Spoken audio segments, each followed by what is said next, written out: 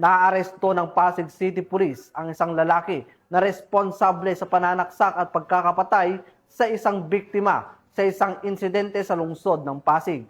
Ang buong detalye ng report mula kay Patrolman Reynan J. Glaveria.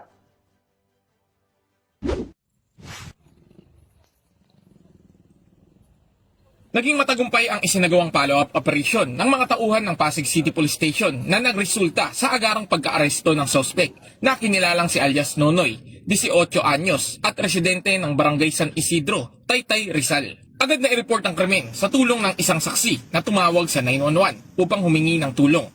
Rumesponde ang kapulisan ng Substation 7 Rosario Pasig at nagsagawa ng initial investigation at backtracking ng mga CCTV footage malapit sa pinangyarihan ng krimen. Isang saksak sa leeg ang kinamatay ng biktima na ayon sa investigasyon ay dati na itong nakaalitan ng suspect dahil sa away pag-ibig.